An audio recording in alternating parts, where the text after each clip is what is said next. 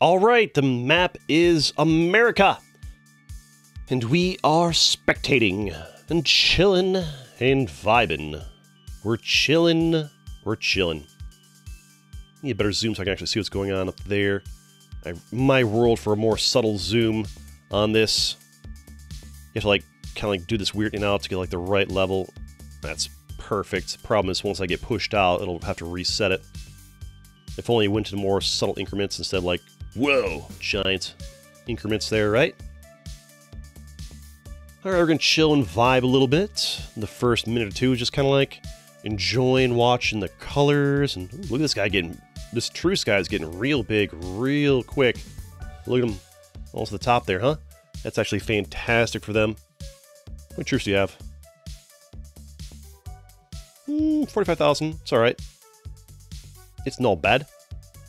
Sorry, my commentating gets better as the match goes on. The first 2 minutes, I'm just kind of chilling. There's Hat Guy. They like to try to get the matches. They're a stream viewer, that one. I see them a lot. We're chilling. Oops, bumping the mic. Vibing. Truce is doing great things up there for themselves. Holy crap. I feel like this guy might slow them down a little bit, whoever that is, but they're doing pretty good. Looks like Best is attacking us. That's good. Carves out here eventually. Let's see here. Wait. Here, let's half our troops here, half our troops here. Or I guess that'd be the rest from there. Get all our troops out there, make it easier for them to push us out, and try to influence it evenly by spreading the attack out evenly. I guess Best is already getting kind of bodied there. Alright, ooh, the zoom got there. Ooh, Truce is already about to consolidate that. That's nice.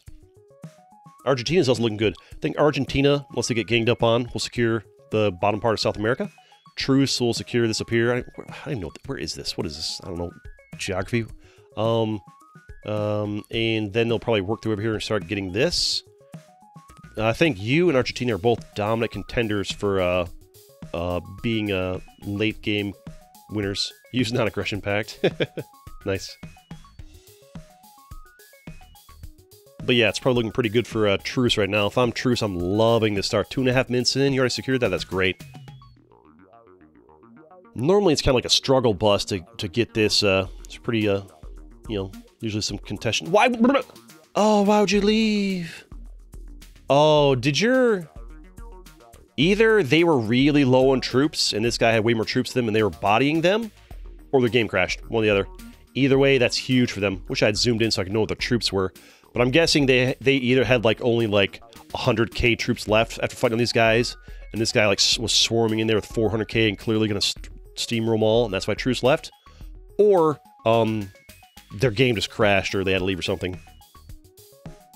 My guess, based on how fast they consolidated that and fought everybody, they were probably pretty low on troops, and this guy had way more troops than them, and so he just gave up. It's actually it's lucky for him that guy gave up so quickly, because he got that so fast, so cheap, so easy, and now he's sitting real pretty to sit back. He's gonna spend, if they're smart, they spend a minute or two sitting back, building up troops, getting real big and hard to deal with. Then they carve through Ottoman Empire next. Is what I would do if I were them. That would be my winning play. Looks like Hugo Pratt's doing well down here. The problem is, anytime people do well, right in kind of the middle of this map here, most of the time it doesn't matter unless they're so big nobody can deal with them, because most of the time they get teamed up on, or they stalemate with another big guy, and then somebody from down here rolls their way up, or somebody from here rolls their way down, or somebody from here rolls their way. It's usually how it goes. Argentina, as predicted, has secured the bottom part of South America, and they're going to probably carve their way through this guy next. CG Mr. Beast. This guy has secured what we thought they would. Ooh, that's actually really good for this player right here, player 527, that person left, because this is actually a good spot to come back from. The problem is they took so long for that player to leave, and now they also have Russia pretty big to carve through, so this guy can boat down here and gets a little bit of this. They can start to boating around, getting a bit of Russia there. Oh, a full send. No, oh, no, that's not a full send. This guy's left. Let's say that was pretty quick movement. Might have been a full send. Argentina's carving through down here. Right now, I'm thinking it's a race between Argentina and Der Knopf, to see who gets slowed down more first, basically. This guy right here, Schmadam, Could slow this guy down enough. He can carve through this guy here and this guy here pretty quickly, and then maybe this, but I feel like this guy is going to slow him down a lot. Like, it's probably going to end up with these two guys right here, splitting South America and, like, taking forever to decide a winner or, like, working together to go upwards. Whereas Durknov is in a pretty good position here. The question is, are they teaming up on him? Looks like this guy's attacking full sends going in on Russia. Looks like Durknopov is going through some little islanding, boating around here, trying to get in on Russia's elimination a little bit. These guys have kind of like forming an alliance. They're kind of like working their way up here through these thingamabobs there.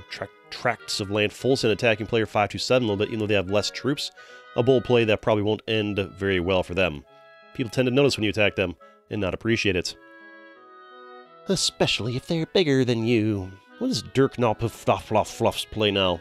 Definitely not to attack Lucky Mist. Probably to boat into 527 and try and secure this. I would actually really like that play from Durknopov. If they, that's probably an actual word, and I'm offending somebody.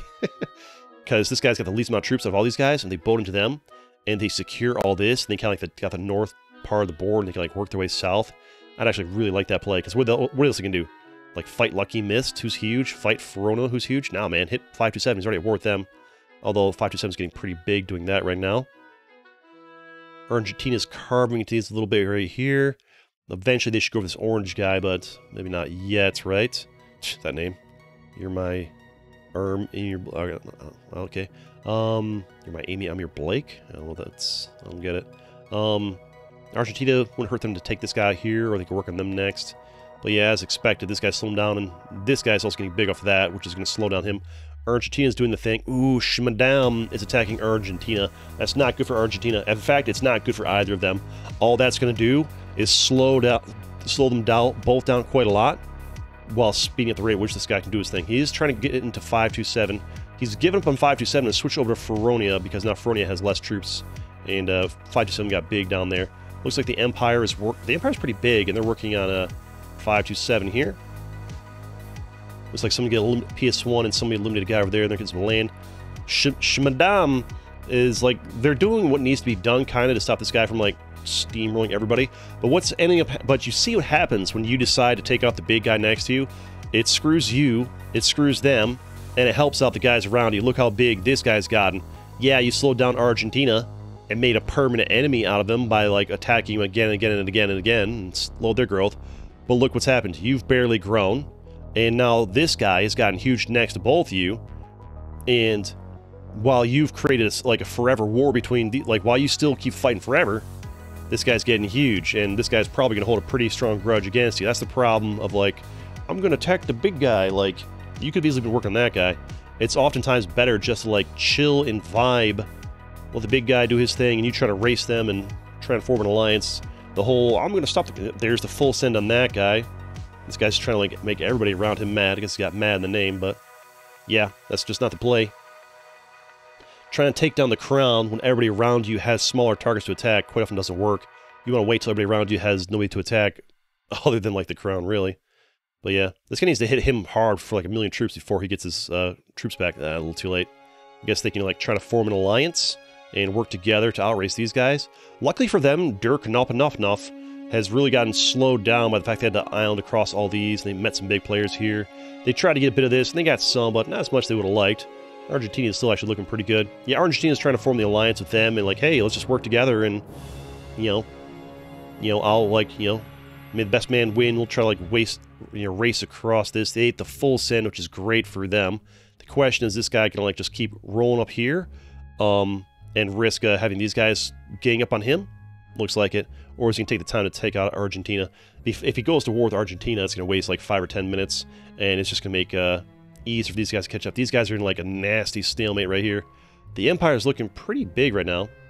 Now the question is, what's going to happen here? Because if you make an enemy out of the Empire, who's in 4th right there, with Argentina right below you, Argentina and the Empire could actually form an alliance to take out this guy right now.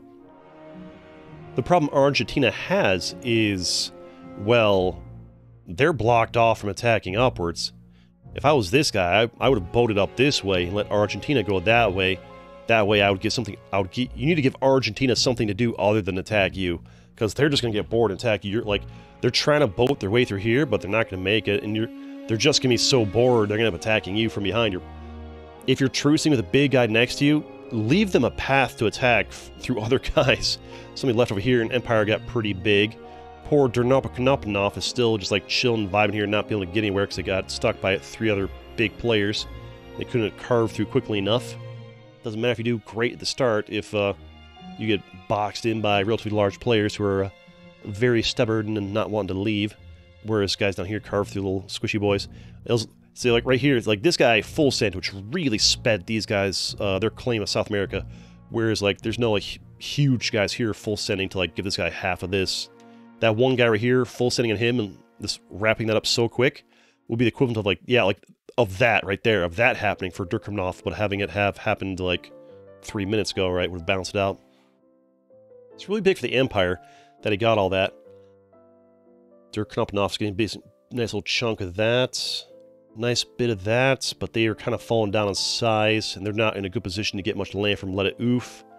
They can try to take out Lucky Mist, while Empire basically... Honestly, that Durkheimnoff's best play here is to kind of work on Lucky Mists, while Empire is dealing with these guys. Although, actually, by the looks, I wasn't paying attention. As expected, Argentina has gotten bored, and is now boat stratting me over here. Me as in over here. Oh, what a surprise. Imagine that. You blocked them off. So they're attacking you. Ooh, there's this guy must have full sent on somebody and got a big chunk of that. Looks like both these guys are working on attacking Lucky Miss. I think Empire's in a better position to get most of that land. This might actually end up being a match where the guy in the middle actually ends up coming back for the win. I do have my doubts though. Ooh, I like this play by Empire, ignoring Lucky Mist and then carving down through this guy while these guys are both low. If Durkheimnoff makes a mistake of focusing on this guy, the Empire is just going to carve through both these guys because they just spent all their troops on each other. Oh, this is devastating. Empire needs to hit these guys and hit them hard and hit them fast. What are you doing? Empire, why are you attacking Lucky Mist? They've got no troops. Oh, Empire. You know what? You don't deserve to win. You throw away a golden opportunity like that, you don't deserve to win. He had like a couple 100,000. He had 1 million. You had like 11 million. Send 1 million troops, boom, get him. Send 1 million troops, boom, get him. Okay, he's doing it now, but it's a little bit late. He's only got 6 million troops. Durkheimnoff is attacking him from the back. This guy, if he's smart, will just sit back and let his troops recover. Oh, man, I think he's through the win.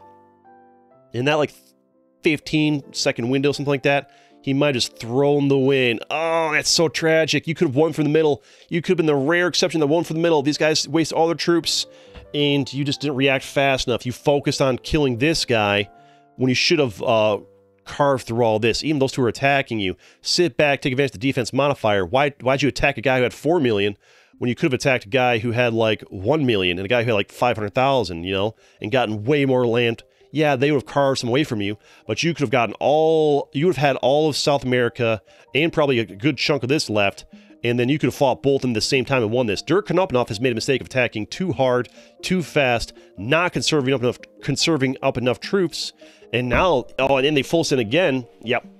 Durkheimnoff, I think, is an example of somebody who got lucky early and doesn't know how to manage their troops. They were sending everything that they had to fight this guy, and now they're like panic full sending in this guy, and looks like this guy's me as in is gonna get the win after all. My goodness. My goodness, the match of the upset. What an interesting match, and then they leave.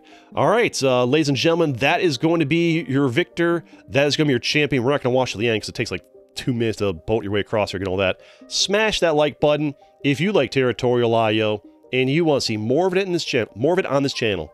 Let's go.